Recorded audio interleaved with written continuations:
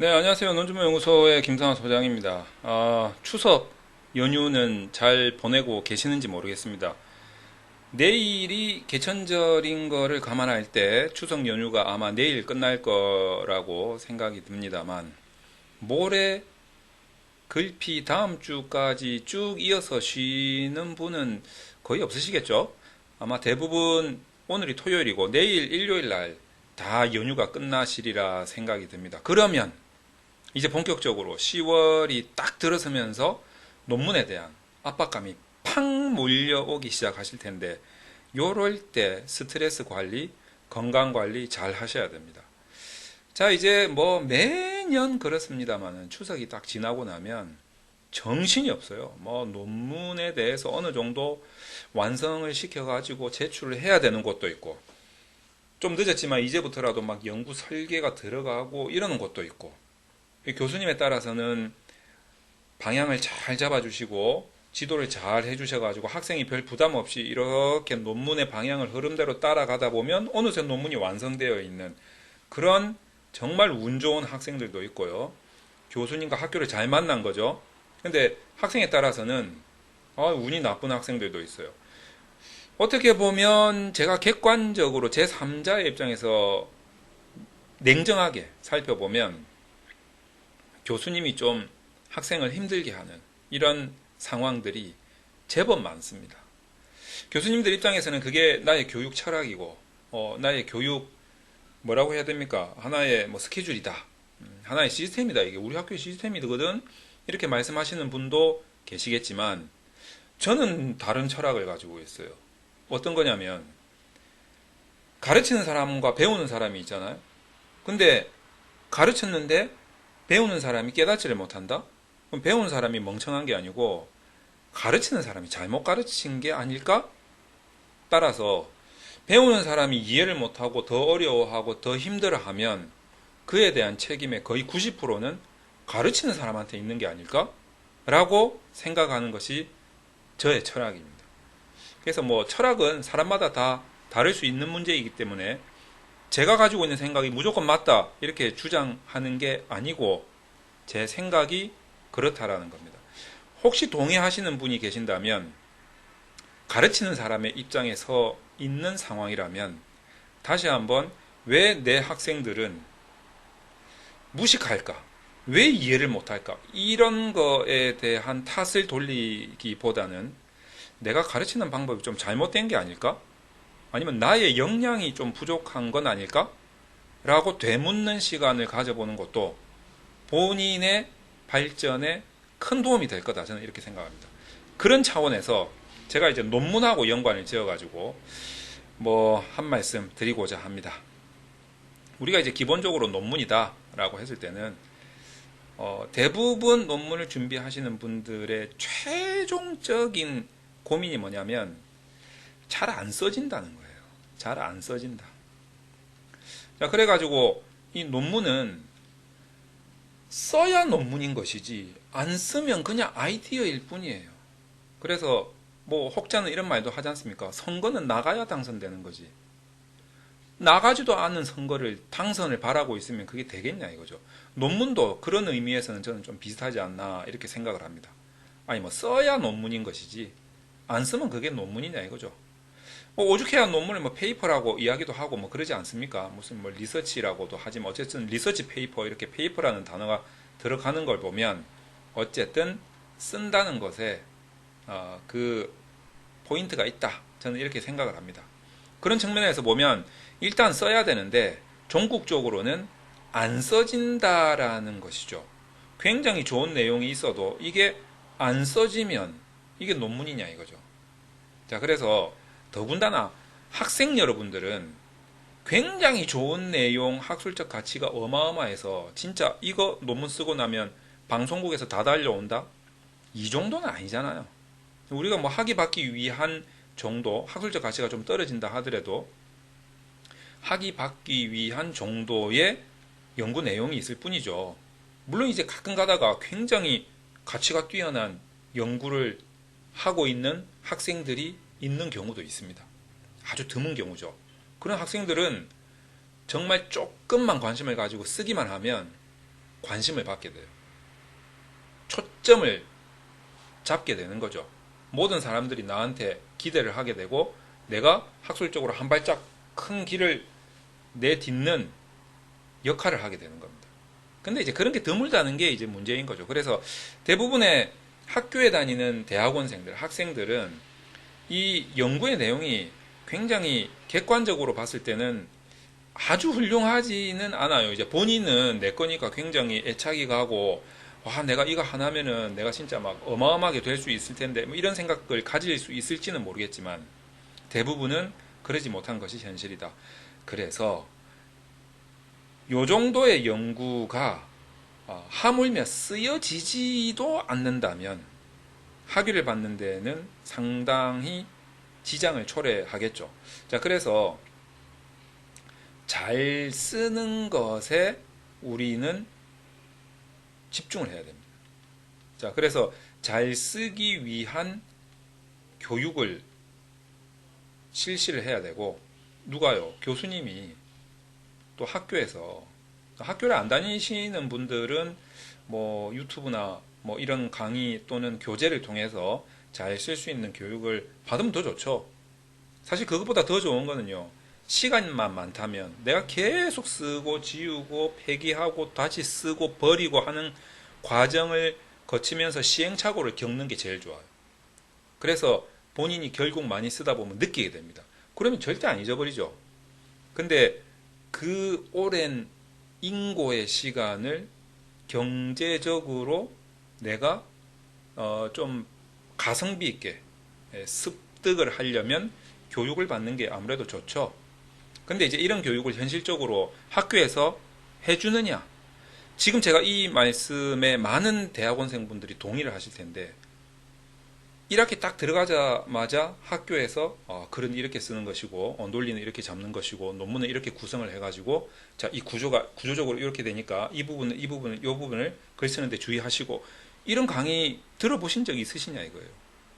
아니, 뭐 최근에 제가 이런 강의를 하고 있으니까 제 강의가 모 대학에서 제 뭐 교재라든가 아니면 이제 제 강의가 활용이 되고 있어서 이제사 강의가 되고 있다라는 이야기는 제가 들은 바 있습니다. 근데 그전에는 제가 조금 조사를 하거나 확인을 해봐도 그런 강의를 하는 곳이 없었거든요. 그러다가 갑자기 논문 학기가 딱 되면 갑자기 써오라 이렇게 이야기를 하니까 전부 다 허걱하고 다 뒤집어지는 거예요. 쓸 줄 모르는데.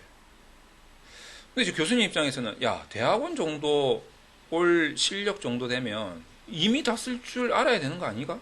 이렇게 반문하시는 분도 계실 겁니다.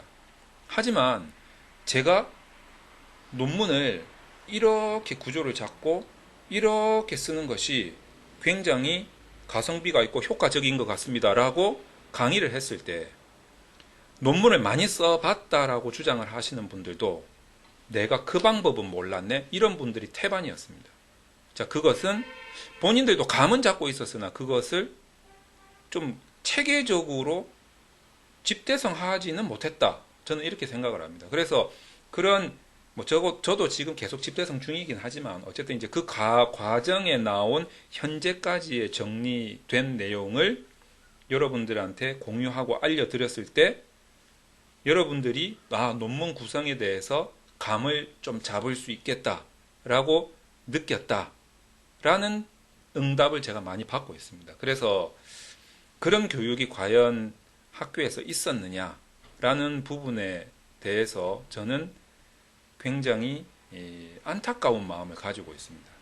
그래서 실질적으로 이제 대학원생들이 아무리 고등교육을 받은 사람이다 할지라도 이 논문이라는 것이 하나의 연구자들에 의해서 아주 오랜 세월 동안 서로 교신을 하면서 이게 뭐 무슨 재밌는 내용도 하나도 아니잖아요. 이게 무슨 애정소설입니까? 이게 무슨 뭐 SF 공상과학소설 같이 아주 막 흥미를 유발시키고 막 재밌는 그런 종류의 글이 아니잖아요. 막 감동을 자아내고 전혀 아니잖아요.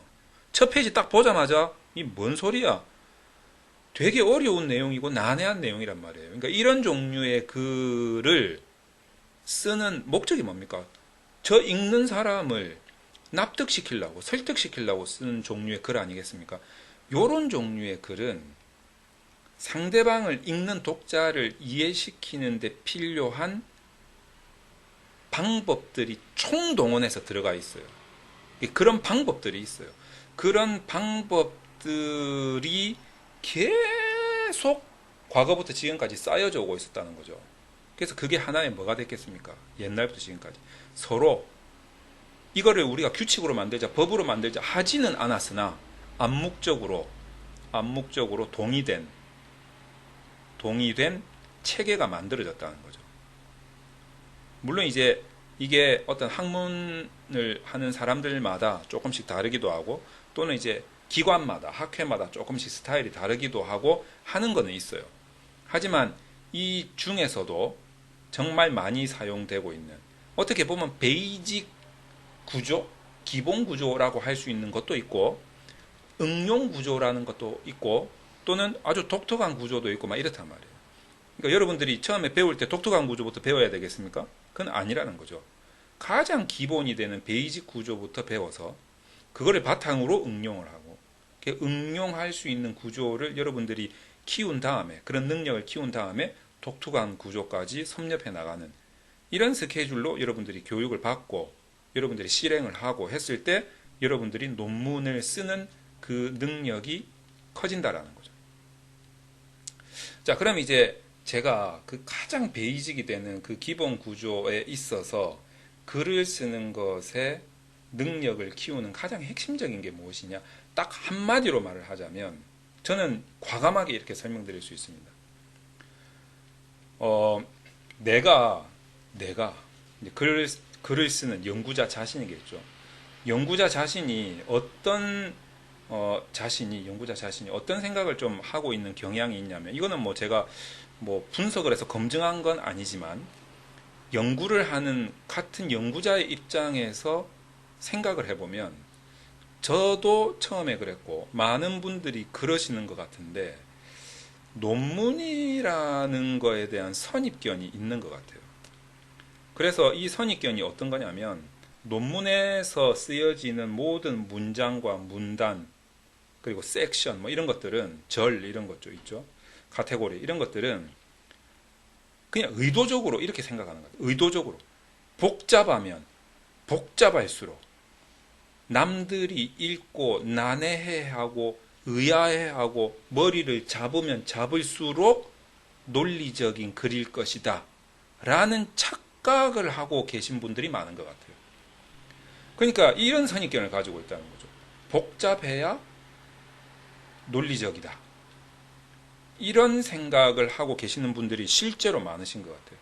저는 이게 전혀 아니다라고 말씀드리고 싶은 거예요. 어떻게 생각을 해야 되냐면, 정말 상식적인 수준에서 여러분들 제 이야기를 한번 들어보셔야 돼요. 나의 목표는 뭐냐면, 나하고 비슷한 연구를 하는 사람이 독자인데, 이거 뭐 이 글을 누가 읽겠어요? 뭐 지나가는 초등학생이 읽겠어요? 중학생이 읽겠어요? 아무 관심도 없는 그냥 주부가 읽겠어요? 안 읽어요. 그 사람들은 나하고 같은 종류의 연구를 하고 있는 사람이 읽어요. 그래서 아주 기본적인 지식은 가지고 있는 사람이 읽는데, 그 사람한테 내가 뭘 말하려고 하는 게 있는데 전화로 말을 못하는 거예요. 만나서 내가 이야기해 줄게 라고 하지를 못하는 거예요. 그래서 글을 쓰죠. 그래서 일반이 아니죠. 나하고 같은 종류의 연구를 하는 다수의 연구자들을 페이퍼를 통해서 일방향이죠. 쌍방향이 아니에요. 일방향에서 이 사람들을 가장 효과적으로 설득을 하고 납득을 시키려고 이 글을 쓰는 거예요. 그러면 읽는 독자가 첫 번째 읽기 편하고 이해하기 쉽고 한 방에 글이 쫙 들어오고, 요런 것들 있잖아요. 요렇게 구성이 되었을 때 그 사람들이 납득하기가 쉽겠죠. 그러니까 논문은 철저하게 그런 구성으로 되어 있습니다. 이해시키기죠. 이해시키기 쉬운 구조로 작성이 되게끔 옛날부터 암묵적인 동의에 의해서 체계가 구성이 되어 있다는 거예요. 전혀 반대예요. 복잡할수록 논리적이다 이게 아니고, 생각과는 달리 상식적인 수준에서 보면 암묵적으로 동의할 수 있는 이 체계는 어디서 나왔냐면 상대방을 이해시키기 쉬운 구조에서 나왔다는 거예요. 그래서 가급적이면 그림을 그려주기도 하고요. 그래프를 그려주기도 하고요. 표를 작성해서 정리를 해주는 방식을 쓰죠. 그리고 어려운 말이 나오잖아요. 그러면 주석을 달아주고요. 이 내용이 뒤에 또 나오게끔 해줍니다. 그래서 중복을 시켜주고요. 중복이 허락이 많이 되는 글이 논문이에요. 앞에 나왔던 걸 다시 해줘. 지금 하려고 하는 내용을 앞에서 소개를 해줘요. 마지막에 다시 정리해요. 여기에 나왔던 것을 여기 다시 써요. 다시 옮겨서 쓰고. 이렇게 중복도 있고, 그 다음에 패턴이 같은 패턴의 글도 많고요. 그 다음에 내가 상대방을 쉽게 이해시키기 위해서 여러 가지 추론의 방식을 많이 쓰죠. 그리고 이 추론의 방식이 그대로 문단의 형태로 나타납니다. 이 문단 구성의 형태로 나타나죠. 그래서 두갈식으로 쓰는 경향이 많아요. 자, 두갈식 하면 반대되는 말이 미괄식이라는 것이 있는데, 여러분 논술 같은 거 있잖아요. 고등학생들이 하는 논술 같은 거는 많아야 3, 4장이에요. 3, 4페이지예요. 그러니까 이 쪽수가 적기 때문에 충분히 짧은 시간 안에 정독이 가능합니다. 그러면 정독이 가능한 짧은 내용으로 상대방을 납득시키는 논리적인 글은 미괄식으로 써도 충분해요. 계속 이해를 시켜가면서 결론을 내는 거죠. 그런데 논문같이 페이지가 많고 정독을 하기에는 부담스러운 이런 양적으로 많은 글들 있죠. 내용도 어려운데 양도 많은 이런 글들은 사실 짧은 시간에 집중을 해서 정독을 하기가 힘들어요. 그래서 몇 번을 봐야 돼요. 다독을 시켜야 줘야 된단 말이죠. 그러니까 다독시키기 편한 글이 두갈식이라는 거죠. 결론을 먼저 내주고 근거, 보완, 대책 설명 이런 것들을 막 해주는 거예요. 그래서 논문이 대부분 두갈식으로 되어 있다는 거. 근데 이제 전체적인 흐름은 또 미괄적인 구조로 되어 있다라는 거죠. 그래서 이제 이런 부분을 여러분들이 잘 이용을 하시면 글을 쓰는 데 있어서, 논리적인 글을 쓰는 데 있어서 부담이 굉장히 줄어들어요. 학교에서 이거를 가르쳐야 된다는 거죠. 1학기, 2학기 때 그냥 대학원 와서 그냥 학교라는 곳에 다닌다는 것에 취해서 학생들이 흥청흥청 이렇게 막 수업만 받고 가서 또 원샷 하고, 그거 다 좋은데 그 수업의 카테고리에 이런 교육을 시킬 필요가 있다는 거. 실질적으로 최종 대학원을 문을 나설 때 우리가 하는 게 뭡니까? 논문 아닙니까? 그 논문을 쓰기 위한 기본적인 논리적 글을 작성할 수 있는 교육을 1학기 때부터 시켜야 된다는 거죠. 어느 날 갑자기 써와라 이렇게 하면 안 된다라는 거예요. 그래서 이런 부분에 대해서도 학교에서 책임감을 가지고, 학생이 글을 못 쓰는 거는 내 책임인 거다 라는 의무감, 책임감을 가지고 이런 교육을 실시하는 게 저는 좋겠다라는 생각이 듭니다. 그게 안 되니까 이제 저도 유튜브에서 이렇게 강의를 올리고 있긴 한데, 여러분들이 사실 이 부분에 대해서도 조금 더 구체적으로 설명하자면 굉장히 길어요. 그래서 제가 이런 것들을 논주모 연구소에서 실시하는 특강에서 막 강의를 하고 있는 건데, 제 실습도 보여드리고 막 이런단 말이에요. 근데 이게 사실 학교에서 하면 굉장히 좋겠다라는 저 개인적인 바람과 희망은 있습니다. 그래서 이런 부분에 대해서 여러분들이 계속 공부를 하셔야 되고 교육을 받으시면 좋겠다라는 생각이 들어요. 교육을 안 받으셔도 여러분들이 글을 많이 쓰다 보면 시행착오를 겪게 되고 결국 이렇게 쓰는 거구나 라고 느끼게 될 겁니다. 자, 요런 게 느껴졌을 때 실질적으로 논문이 잘 안 써진다라는 문제가 해결될 수 있다라는 거죠. 그때부터 이제 쓰여져 있는 논문의 글이 보이기 시작합니다. 글이 보인다라기보다는 그 문단의 흐름이 보이기 시작하는 거고, 그 문단의 흐름을 통해서 전체적인 논리의 구조를 알게 되는 거죠. 어떤 논문을 보더라도. 그래서 이제 그런 느낌의 논문이 가지고 있는 글의 특성을 아셔야 돼요. 그러지 않고서는 그냥 소설 쓰듯이 1페이지부터 주주주주주주 작성한다고 해서 되는 문제가 아니라는 거죠. 자, 이런 부분에 있어서 여러분들이 좀 잘 생각을 하셔가지고 논문에 대한 글을 쓰는데 도움을 받으면 정말 좋겠다 이렇게 생각을 합니다. 그래서 추석이 지나면 여러분들 논문 글 쓰는 부담 때문에 굉장히 스트레스를 많이 받으시는데 이제부터 뭐 당장 써야 되는 분들은 어쩔 수 없지만 이제부터 이제 시작하시는 분들은 지금 제가 말씀드리는 이런 글 쓰는 느낌 그리고 요령 이런 것들을 교육을 받으면 굉장히 효과가 좋을 거다. 저는 이렇게 생각을 합니다. 제가 유튜브에도 계속 이런 종류의 글을 동영상으로 올릴 테니까 공부를 하시고 제 특강에도 이런 것들을 집중적으로 교육을 하거든요. 근데 학교에서 하면 더 좋겠다라는 생각을 합니다. 기업에서도 문의가 옵니다. 이런 걸 해달라고. 그러니까 여러분들이 이런 부분에서 좀 논문 글 쓰는 거에 대해서 부담을 줄이시면 좋겠다. 이런 생각을 드리면서 남은 추석 연휴 잘 보내시고 10월 달에는 열심히 논문을 써 보시기를 바랍니다.